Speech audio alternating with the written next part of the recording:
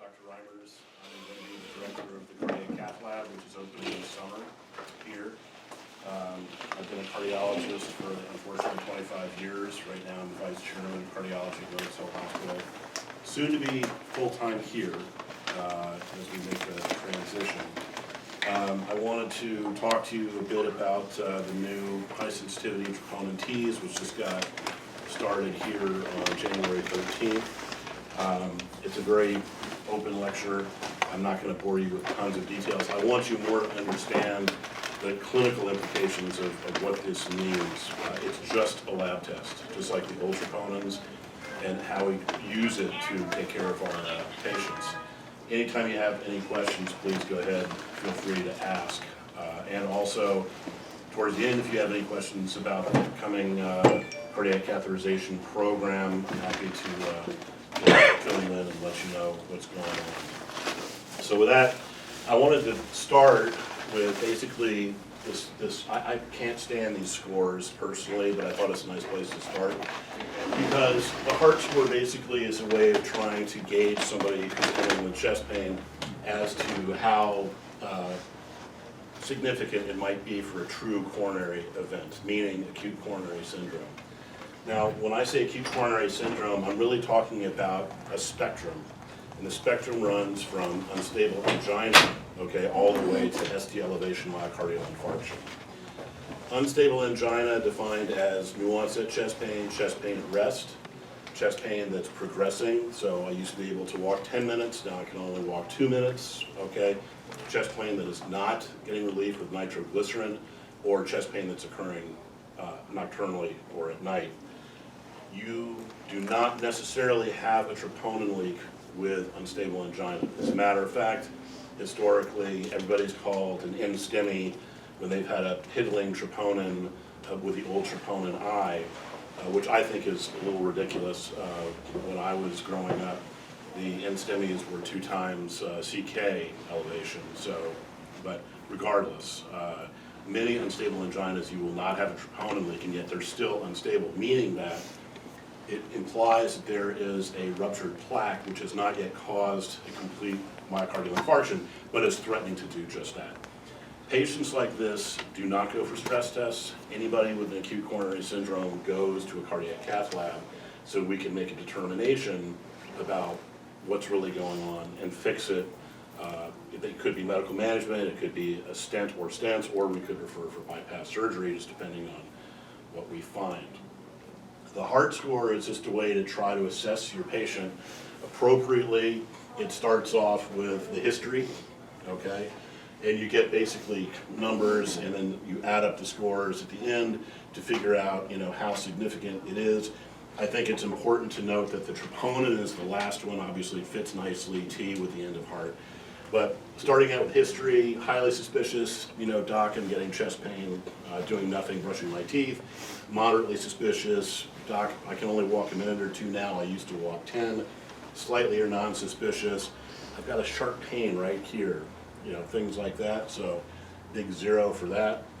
EKG, whether you have significant ST, notice it says deviation, so that could be, ST elevations, depressions, non-specific disturbances, so mild non-specific ST is not a completely normal EKG or normal EKG.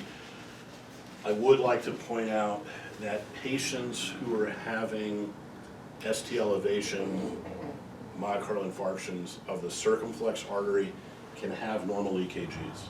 Okay, so you can have a EKG silent myocardial infarction with a circ infarct, just as an aside. Age plays a role. Men start seeing, active heart disease, honestly, in their 30s, but especially when they hit 40. Women typically not till after menopause, so after 50, 55, but obviously you'd be more lower risk if you're under 45 years, more intermediate if you're 45 to 65, and then greater than 65, obviously, unfortunately, puts you at a higher risk. Risk factors, diabetes, hypertension, smoking, family history, those are all the things. If you have 3 of those risk factors, that's a higher score, just 1 or 2, it's a score of 1. Then finally the troponin. If the troponin is 3 times the limit, then you're really dealing with something significant. 1 to 3 would be sort of more intermediate. And you would then add up these scores. Low risk means that somewhere around less than 2% of patients with a low risk score are going to have anything really significant. An intermediate score of 4 to 6 gives you about a 15% risk of an adverse cardiac event. As soon as you get to 7 or above, you go above 50%. Okay, so if you have 7 or above, that pretty much is an indication to go right ahead and just send them right to the cardiac cath lab. Okay. Any questions so far? I have a question. So when the heart score first was released, developed, and validated, the T referred to the older troponin, where 3 times was associated with a certain risk, et cetera. So how do we translate that to the high sensitivity troponin? Is that your next slide? That's why you're a CMO. Oh, okay. Perfect, that's exactly where we're going right now.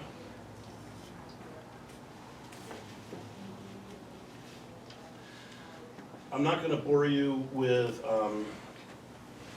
a lot of the real details, but you know, basically what we're looking for is not only an increase, we're looking for a delta, we're looking for a change in it.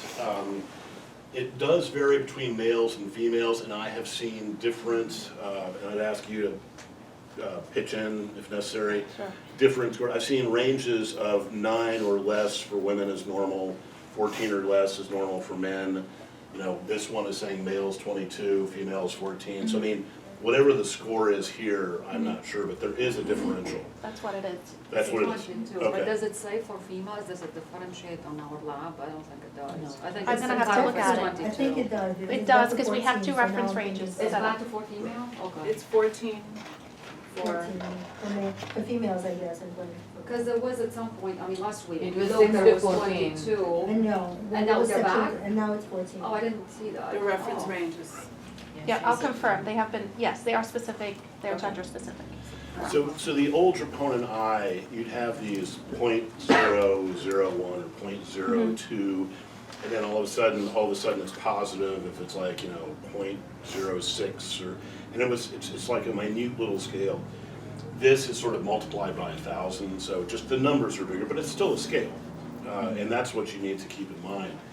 The troponin T, again, is a sign of myocardial injury. So it means there has been some cellular damage done. Now again, you can have unstable angina putting you at a high risk and not have a troponin, so keep that in mind. If your troponin is negative, great, but again, it doesn't mean the patient doesn't have a real acute coronary syndrome. So you can't just take a negative troponin and say that, oh, they're okay, because that actually doesn't work. You gotta go with the history first and foremost. The intermediate, which I think is anywhere between the lower limits of normal for men and women up to 54, would be considered intermediate. Means there's some sort of something trending that makes you think maybe something's going on. Obviously, what you want to do if you have that in a suspicious patient is draw another troponin and see if you're getting a change, because that's what you're really looking for is a change. The high sensitivity troponin T, you know, what's good about it is that you get a very rapid response. So you can pick it up like within an hour, which is nice. The downside to it is that there's a lot that is not nearly as specific for heart disease. So the troponin I was pretty specific for heart disease. Now if you had somebody with hypertensive crisis, if you have somebody with chronic renal failure, you could definitely see an elevation in your troponin I's. The problem with the troponin T is that it is not nearly as specific, so there's a lot of other disorders that can cause an elevated troponin T, and I'll just list a couple. You can get an elevated troponin T with an aortic dissection, endocarditis, you can get it with blunt chest trauma, you can get it with pulmonary embolus, you can get it with ARDS, you can get it with sepsis and certain viral syndromes. You can also get it with chronic renal disease, rhabdomyolysis, skin burns, neurofibromatosis, so you get my point. And stroke, by the way, both ischemic and hemorrhagic stroke can give you an elevated troponin T. See, again, you have to fit the clinical in here and try to figure out what's going on. So I heard, for instance, that apparently there was a woman who had a history of coronary disease prior to stent. She came in with a stroke, and they said, well, the troponin T is 400, what do we do? Well, that's from the stroke. All right, there was no evidence whatsoever that she was having an active cardiac problem, and therefore you can ignore it. So you ignore it without trending it, without doing the second one? You can trend it, but notice that, so again, it's very important, not just the elevation, but the change. Now, with somebody with chronic renal disease, for instance, you'll see sort of a borderline or maybe slightly elevated troponin, and it's going to stay flat. Okay, same thing with hypertensive issues, okay, even patients with aortic stenosis because of increased wall stress. But with a stroke, you're going to see the same sort of delta because they have a stroke, they have a release of the troponin T, it's going to come down. So, but that doesn't mean that there's a heart issue, it just means they had an acute cerebral issue. So trending it doesn't make much sense in that patient. I would not recommend, say a patient in the ICU with sepsis or had a stroke, but you have no suspicion of any active heart issue going on. It's not worth getting a troponin T because all it does is confuse the issue. So that's what we kind of said. Right. I mean, all these patients come in septic, they come in with other, they don't come basically with symptoms of chest pain or Right. basically related to the heart, and troponin is done automatically, and then we have to. But then some of them are unresponsive, so you don't really Yeah, know they're where found they on the have floor a at home. chest. You So, but don't know then you what also have the happened. EKG, right? You have the EKG, you also look at the history. If this is, say, But your heart score alone, just by age, Right. multiple medical problems, Right. positive troponin, It's you're gonna at give you 6. high. And then if you don't know what happened to them, you add one more point, you're at 7, so you're in that high, you know what I mean? let's put it this way, again, the way to think of it is the troponin is just a tool that you use along with the history and the EKG and everything else to figure out, does the patient have a cardiac problem, and what do we need to do about it, if anything, okay? I understand your point. My argument would be that most patients, you're gonna be able to figure it out, okay? The patient that you're having a hard time with is the patient who you call the cardiologist, and as of when cath lab opens, there will be 4 interventional cardiologists on call. This is what we do, this is what we're here for. Pick up the phone, you call us, we listen to the case, and we figure out, is this something that we need to, act on? That's why we're here. We do the inpatient cardiology.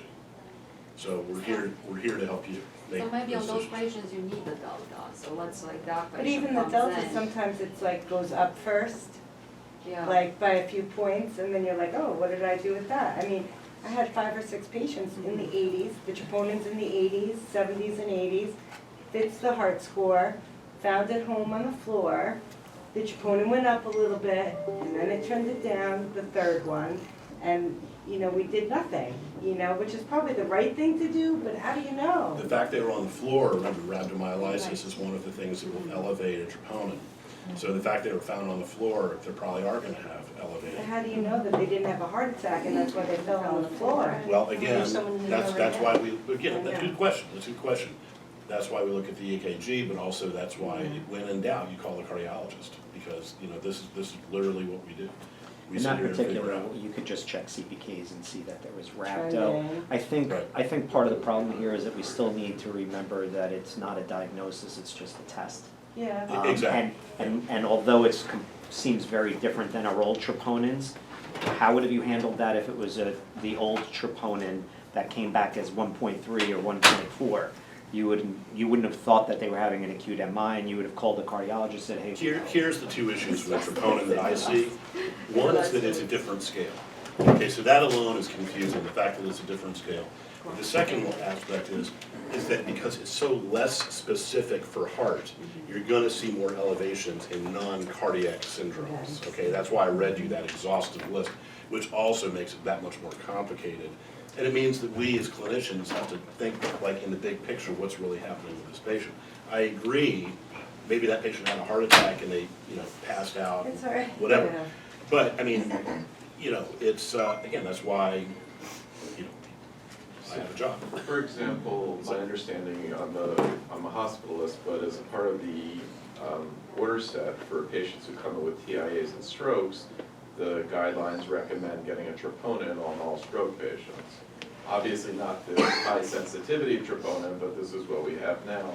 So there's a lot of orders coming from, I'm not sure why that would be on an order set, to be honest, because they're two separate things. I mean, sure, can you have embolic strokes? Typically, that's with atrial fibrillation.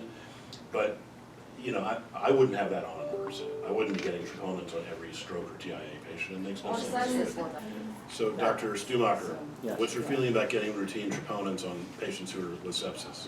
Not at all. As a matter of fact, I think that you should do it with forethought based on that clinical scenario. Exactly. So if I know why they're having sepsis, I would never check a troponin, and if I don't know, then I would check. I mean, even if there are guidelines that say that they're guidelines, they're not laws. Yeah. I mean, I personally, I think it would save a lot of confusion to not, to take that out of the order set. I would actually extend it one step further, which is that it's important for me to know if somebody's blood pressure is a little bit low, and I'm trying to get an understanding whether or not this is sepsis or sepsis and an MI, is it sepsis and cardiogenic? Then I'm doing further investigations, and the troponin is indicated in part of my toolbox. But this is what I want to say. My opinion about this is that this is a tool to help the ED say, you don't have to be admitted, you can go home. And now we're trying to adapt that tool to everything else that we're trying to do, and that's where it starts to get confusing. I know my septic patient who's going to have a TROPS of 1.5 or 2 or 5 or 7, I'm still not sending them to the cath lab. So yes, I'm calling a cardiologist, and yes, I'm going to give them medical management, but I still know that they can't go to a cath lab. So it's important information, but it's one piece of data in the context of my bigger picture, not a data point that's driving me to do something that isn't indicated. So I And that's think the it was trouble. intended to be like a D-dimer. Correct. If it's negative, it's really, really useful and safe to do nothing, to not get an angiogram, to send them home if they have a certain clinical risk score low enough. Right. If it's positive, forget it, it's completely useless, and you don't even repeat it again, a D-dimer. But I think our cardiologists right now are having trouble by saying, okay, so it's 70, and I don't have one of those alternative explanations.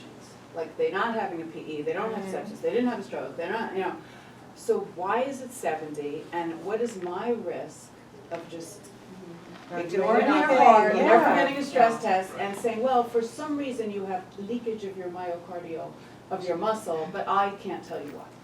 I And think, that's yeah. what they're uncomfortable with. I think that's what everybody's Yeah. uncomfortable with. That's what they're I doing think stress tests on yeah. everybody. One of the things that is changing by getting a cardiac cath lab is not just that, oh gee, we have a cath lab where we can do procedures, but you're going to have on-call interventional cardiologists who are physically here or close by, who, respond to this. I mean, this hospital, when typically you've had very high-risk heart patients have been transferred to other institutions, okay, which is not gonna happen in the future. But the upside is that you're gonna have the ability to call one of us to run cases by to help sort of figure out how you manage these patients. So it's a resource that you haven't had before, which we're obviously very happy to do because this is what we do. Yes, but from everybody, since we started, there was not one normal troponin. I've never seen a normal one, by the way. There have been a couple. Never seen a normal No, one. in the ED there have been when they. You had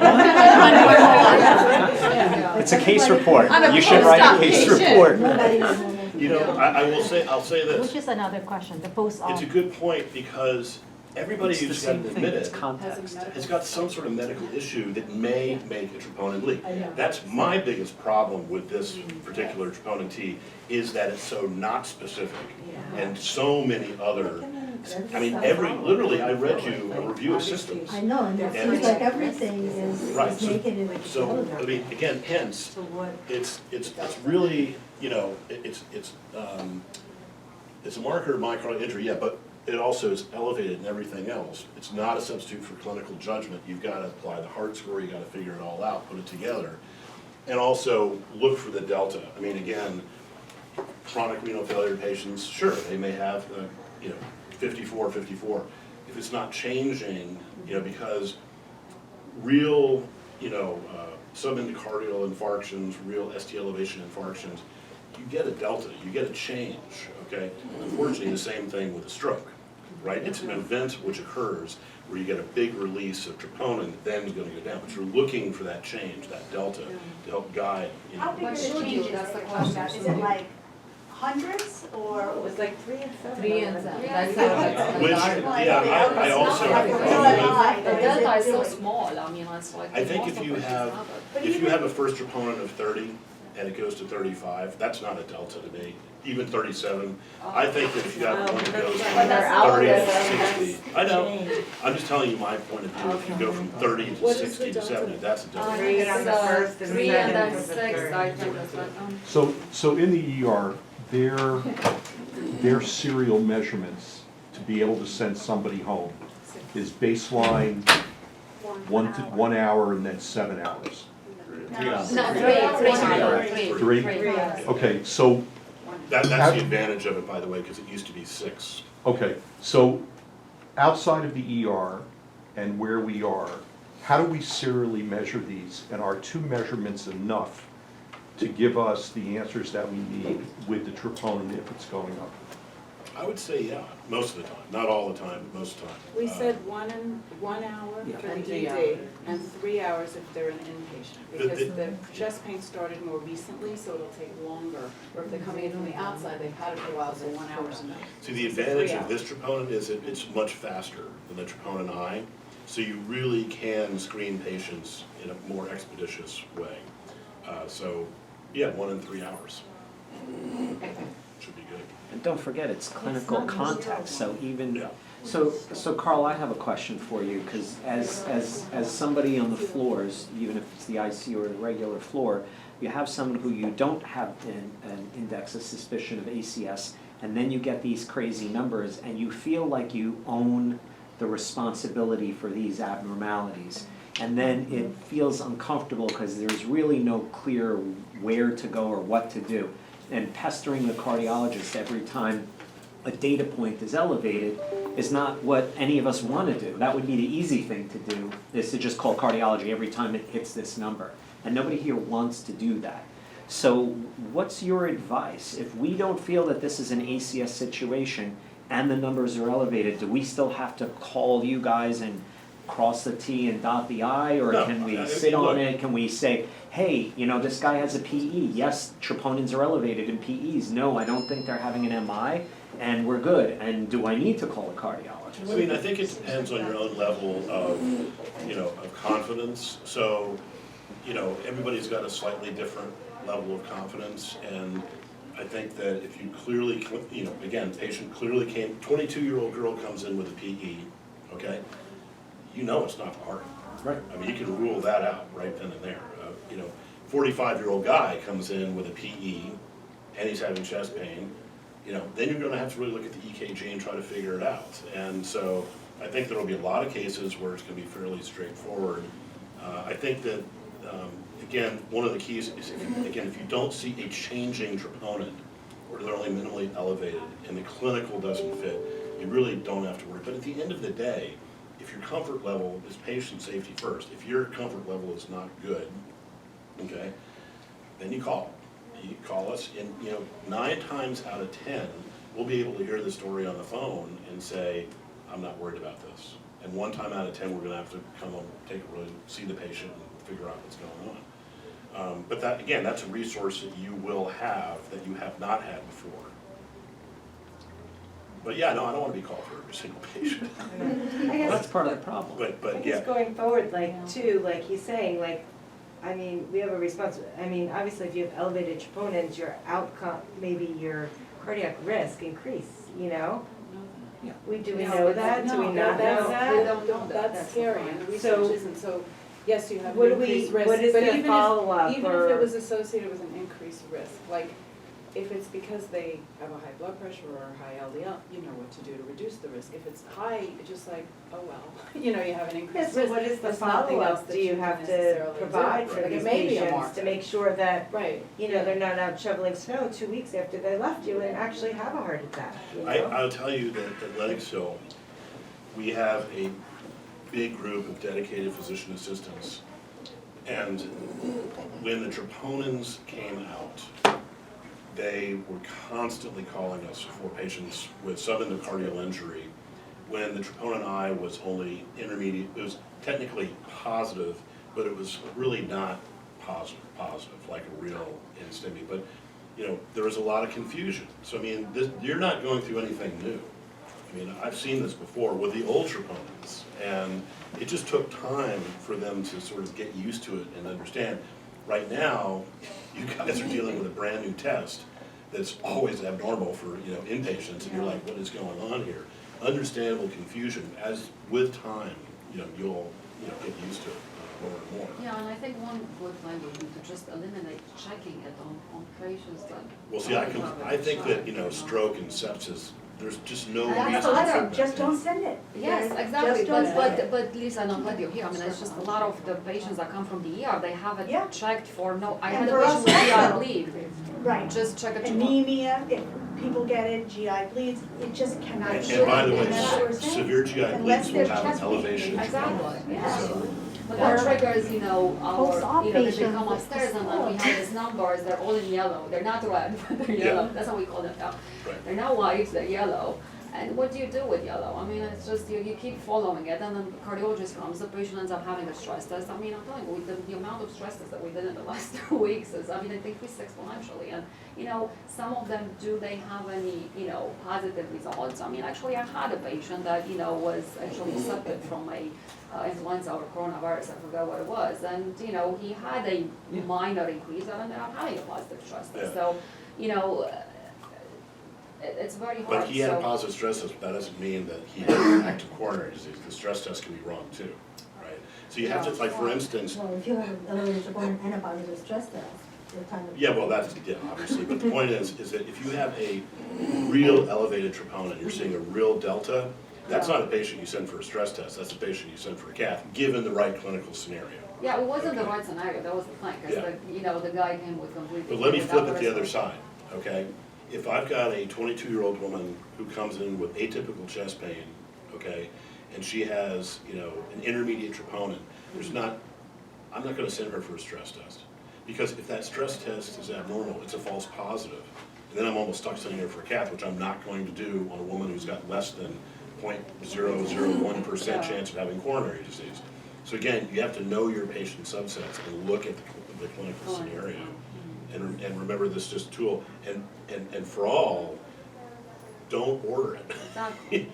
Don't order it for these people who come in, like, you know, if you don't think heart at all, then you shouldn't order it. As Dr. Stumacher was saying earlier, ordering a troponin should be a conscious thought. I'm thinking there might be a heart issue here, I'm going to order a troponin, not just checking it off on any patient who comes in, because that's where part of the problem is you're getting all these abnormal numbers, you know, in patients that don't have cardiac disease, but you're stuck, because you're like, wait, what am I gonna do with this? And now I'm tackling another problem, so. What about the cardiac patients who come in acute systolic heart failure or They can have- they can have- the rapid atrial fibrillation? They'll have an elevated troponin, I guarantee you, and again, that is not necessarily a sign of an acute coronary syndrome, because patients with an EF of 20% who are attacking away are gonna have elevated wall stress, and they're gonna have positive troponins. So, but, you know, in fairness, that's up to a cardiologist to decide, you know, and honestly, especially somebody who, say, an interventional cardiologist, you know, we do inpatient medicine, and that's really in our decision-making pool to decide who needs a cath and who doesn't, because I can tell you right now, there's plenty of patients with CHF exacerbations that I cath, and there's plenty I don't. And it's not necessarily always an easy decision. Atrial fibrillation and atrial flutter are not ischemic rhythms, okay? You can get a positive troponin leak with atrial fibrillation just based on the fact that they're tacking away, the same sort of thing, increased wall stress, maybe a little subendocardial ischemia. But that doesn't mean that they have acute coronary syndrome. But AFib is never seen in the setting of ischemia with the exception of large, and I mean really large and usually lethal anterior wall myocardial infarctions. Okay, so if you see AFib, 99% of the time, that is not based on ischemia. Okay, it's a completely separate. But we should still check You it, would right? agree that we should be checking Like troponins AFib, and calling a rapid cardiologist? AFib, That's not the bailiwick of a hospital No, or I'm saying, intensivist. I'm saying that We're not gonna, we're for gonna all agree that we don't need it, that's fine, but. routine patients coming in with No, like AFib, no chest pain. nuance at AFib. I'm don't here need it. because I have palpitations and you find they're in You AFib and don't they've need a never been troponin. in it before. You So don't need a Don't troponin. get changed. If they're having chest pain, okay, if they're having chest pain, different story, because patients with AFib should not be having chest pain, they should be having palpitations and/or shortness of breath, whether it's shortness of breath at rest or dyspnea on exertion.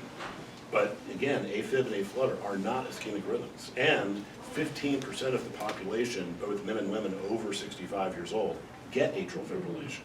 So, it's a very, very common problem that, has no relation to, it's a completely electrical problem, not a plumbing issue. Or a plumbing issue causing an electrical issue.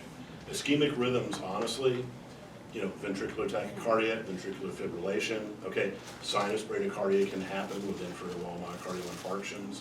Heart block, really rare.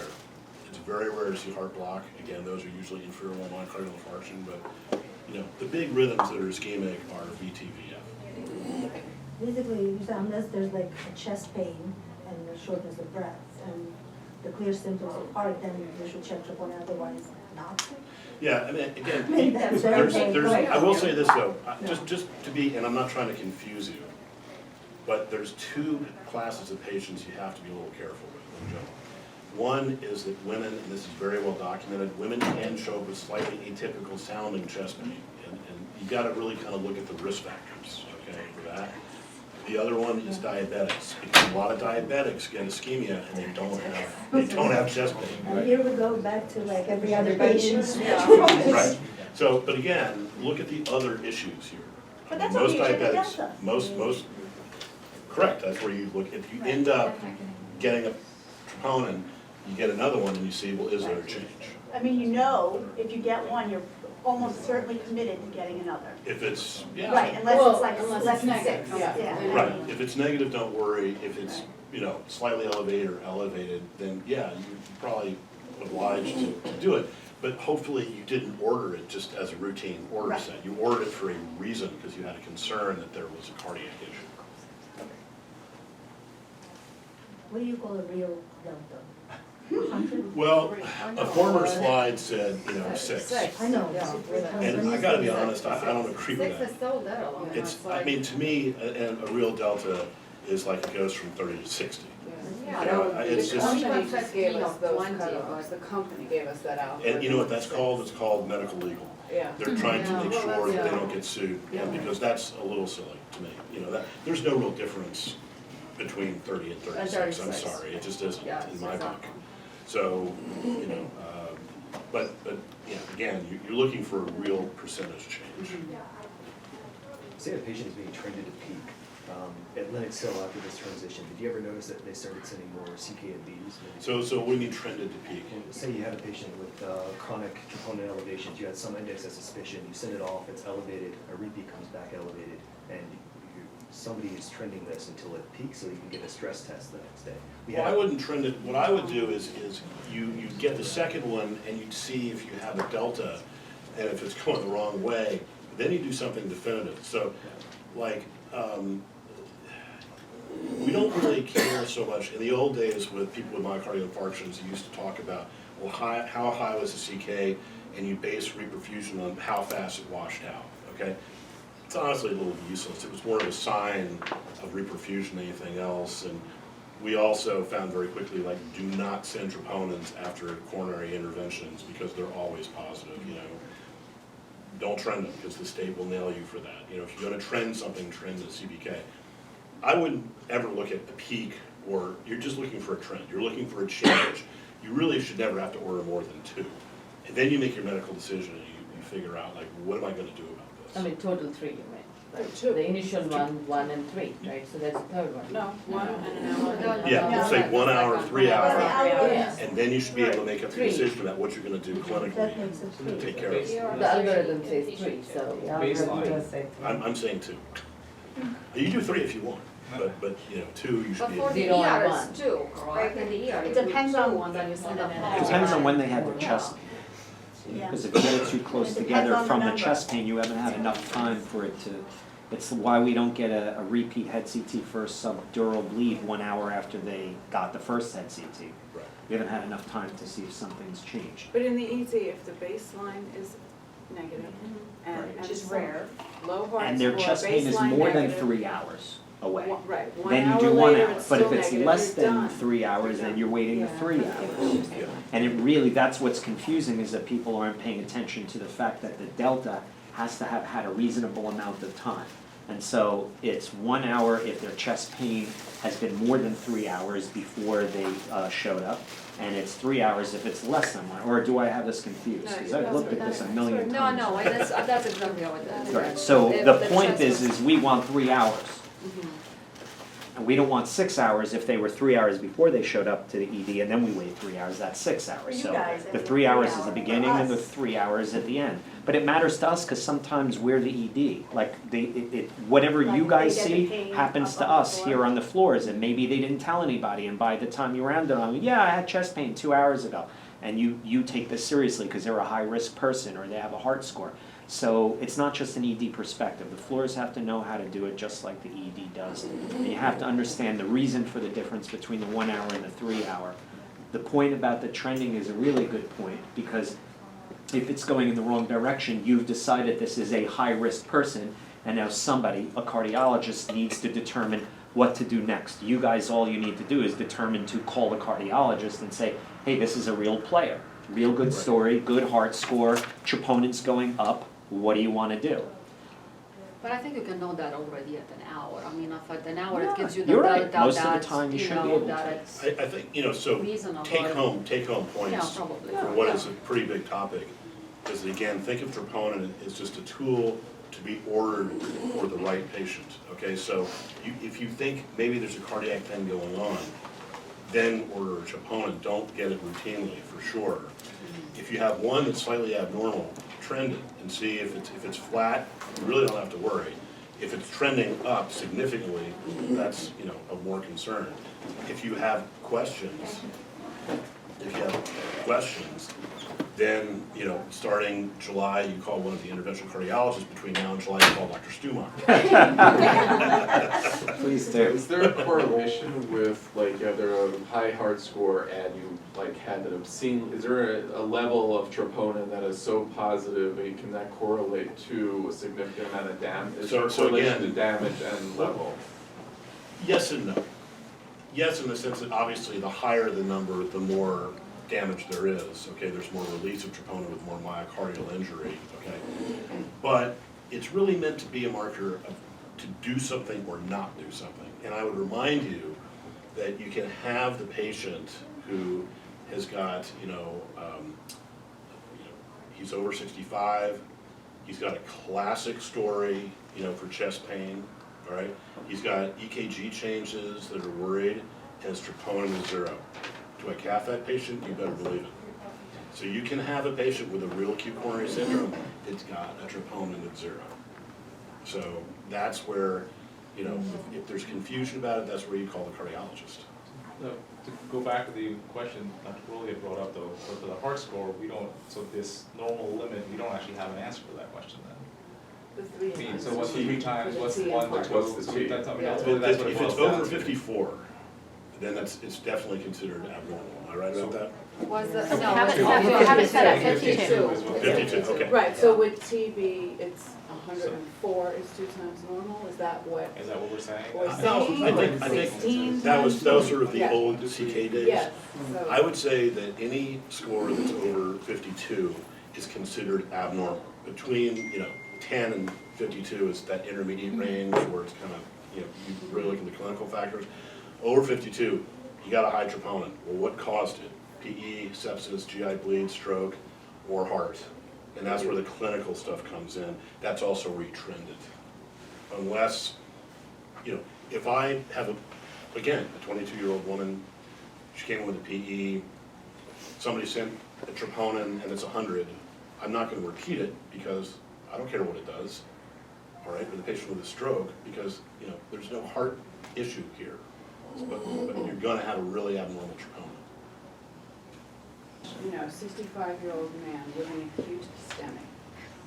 What troponin was it? It already is. Well, hundreds. And Yeah. and depends I on mean, the you know, what's in the the high- troponin I, No, it I'm could be talking like, about troponin T, yeah, it would be probably 1,000. 1,000. Yeah, Okay. because that's Just like a puts it real, in it, perspective. a real I skinny. guess it's it's a good like, question. oh, it's so low. Like in the troponin I, Yeah. a real STEMI was like 200, Yeah. so, you know, in a real STEMI, it'd probably be 1,000, 1,000. 2,000 or something, because it's Yeah, supposed to so be that's how 1,000 high. times No, I've more. never seen 1,000. The ER, the cardiac has Yeah. The reason you Well, haven't not yet, it's seen- only been a week. Yeah, the reason nobody's seen 1,000 We is because send them you don't out. have STEMIs. Right, no, we All the send them out, STEMIs yeah. go other places. I know. What about a non-STEMI? A non-STEMI, but an actual, It could be 100, 200, 300, 400. that's Yeah. comforting. Because we're getting a lot of No, 90s. we have a and lot I of had, I had a patient that came in 80s with and 90s, upper yeah. cough I had one and some pulmonary nodules. He had a troponin of 120. And everybody said and didn't know what to do with it. Yeah, but again, look at the clinical picture. Was this patient you really think was having a cardiac issue, or was it something else that's causing the troponin to elevate? And again, look, the patient who had the stroke had a troponin of 400. That troponin didn't come from the heart, it came from the brain. Well, this But guy I think we all have to, when we're presented with a patient, we have to go through all this differential diagnosis and you wean it down. Yeah. It's just people feel. One thing that's happened in the last 20 years is that we've had so many new tests and things. A lot of people just say, you know what, I'm gonna order all these tests and I'm gonna see where the chips fall. Well, now it actually really complicates things, which is why Dr. Stumacher and Crowley and myself are trying to say, you know, don't order the test unless you have a clinical suspicion there is a cardiac issue going on here, because it will only serve to confuse you more. Take it out of the sepsis set, take it out of the stroke order set, you know, just don't do it. I guess it's the same thing, where like we have high-risk patients going into the OR, prior CAD, a little bit of CHF, and a little bit of hypertension during the OR, which is not unusual. They get a little bit of phenylephrine, and then they usually call ICU for post-op monitoring, and then automatically a troponin is But set. those patients should have had a consult, a pre-op, you know, a cardiologist, and all the outpatient guys know how to do this. You know, they should be able to do, whether inpatient or outpatient, consult, pre-operative consult, to see, do I need to order a test before they end up going for anesthesia? No, they often do, but it's Yeah. like we see it after the OR, and it's traditionally what we Okay, would but do who ordered is the troponin after the in the OR? packet, it gets ordered in the packet Pre-check. as soon as it's, you know. Don't order TSA it. pre-check. Same thing, don't order it. And the same thing, even before stress test, we are mandatory supposed to order 2 troponins, that's the standard. After a stress test? We Before. got rid of that. I think No, we got today I rid of ordered it, it's still first day. Brian said he was going to. So in the old system, you know, what happened is, let's say a patient comes in and they need a stress test, you know, they could not go downstairs for the stress test unless they had 2 negative troponins, which in this.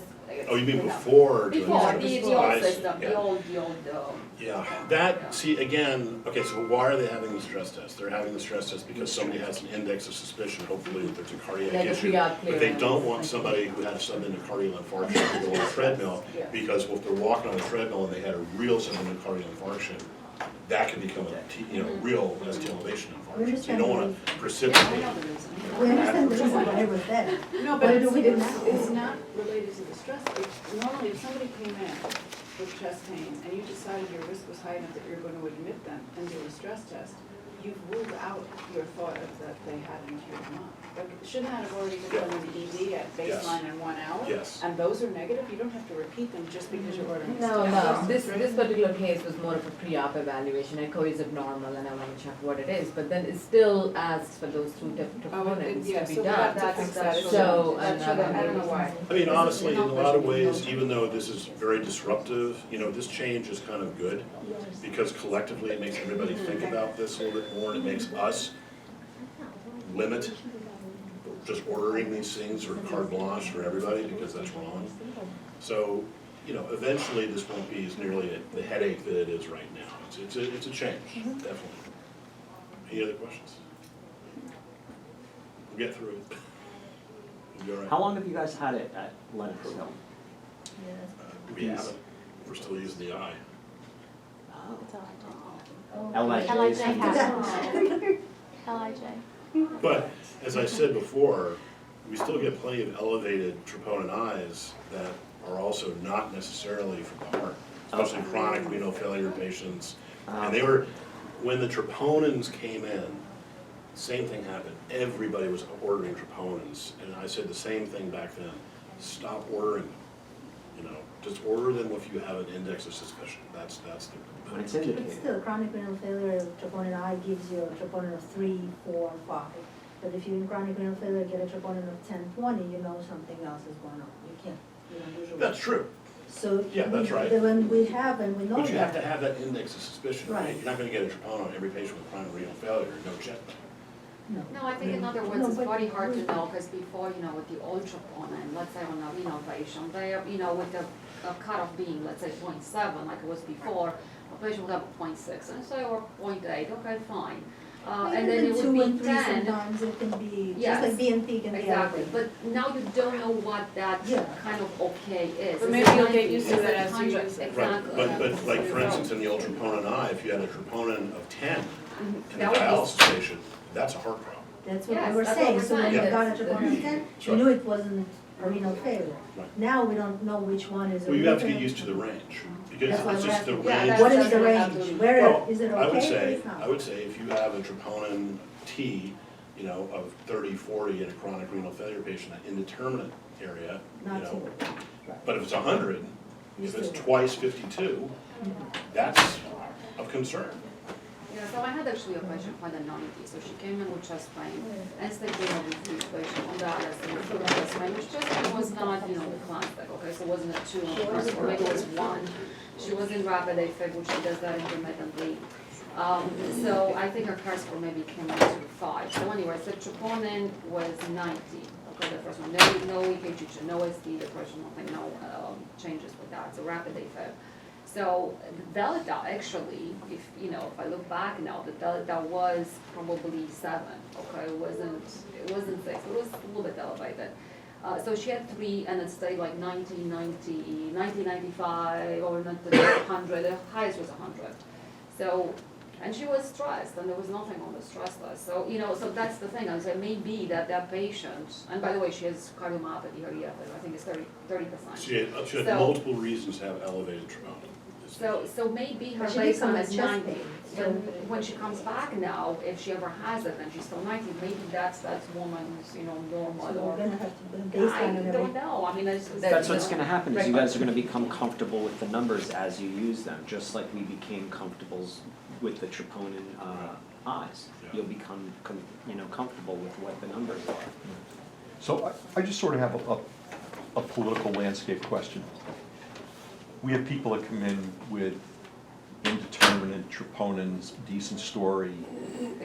Who are we talking to first? Are we talking to the community cardiologists? Are we Right reaching now, out? Once we have the cath lab, yeah, no, you call us, you call the after chest interventional pain, Okay. anything cardiologist. that's coronary artery disease, right? Yeah, We're anything, calling them any first. chest pain or coronary worried, you call the Okay. interventional cardiologist. So, they say medicine is much an art as a science, and it remains so. Thank you for, Thanks so much. Thank you. And just-